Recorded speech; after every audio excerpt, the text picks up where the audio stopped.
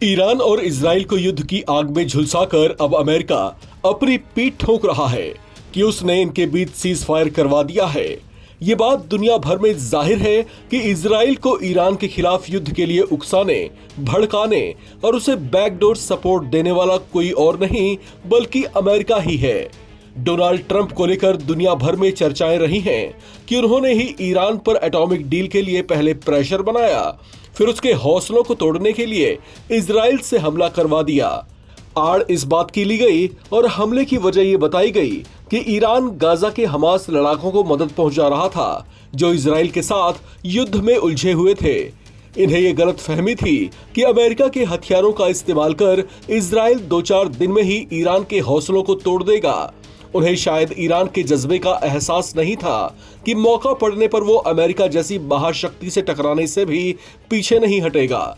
Israel ने यही सोचकर उस पर हमला किया था और 12 दिन तक ये युद्ध भीषण से अति भीषण होता चला गया, लेकिन वो ईरान के इरादे पस्त नहीं कर पाया। यहां तक कि ईरान ने कतर में मौजूद अमेरिका के मिलिट्री बेस पर मिसाइलों से हमला कर उसे भी दहला दिया।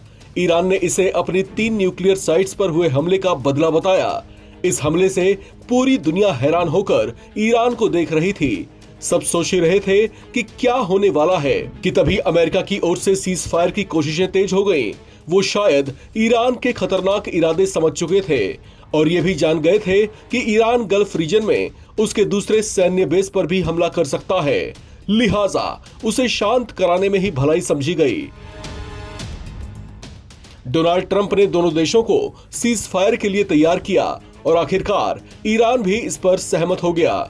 दुनिया के कुछ बुद्धिजीवियों ने हालांकि अब ये सवाल उठाने शुरू कर दिए हैं कि इस सीज फायर की आड़ में ईरान के साथ कोई धोखा तो नहीं हुआ, कहीं ईरान को शांत करवाकर बाद में उसे फिर बड़ा नुकसान पहुंचाने की योजना तो नहीं है, या फिर कहीं अमेरिका ईरान से डर तो नहीं गया था।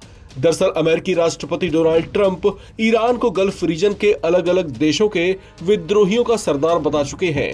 उनका ये आरोप भी है कि ईरान ऐसे तमाम विद्रोही और चरमपंथी संगठनों की सहायता करता है जो यहां अशांति फैलाते रहते हैं।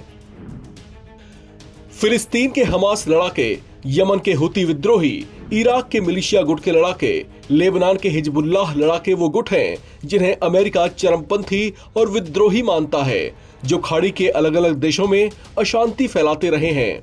ये ईरान के समर्थक माने जाते हैं, जिन्हें लेकर ये चर्चाएं आम हैं कि ईरान इन्हें फंड और अन्य तरीकों से मदद पहुंचाता है। चर्चाओं के मुताबिक इसी वजह से ईरान पर हाथ डालने से पहले अमेरिका और इजराइल ने पहले इन तमाम गुटों और विद्रोहियों पर हमले कर इनकी कमर तोड़ी और इन्हें कमजोर किया।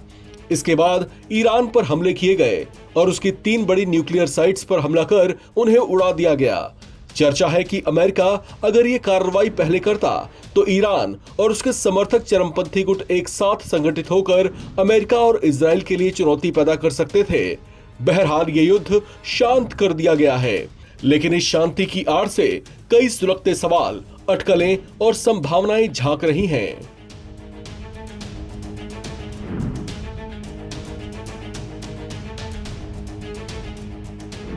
इस खबर में फिलहाल इतना ही। बाकी अपडेट्स के लिए आप बने रहें एनबीटी ऑनलाइन के साथ।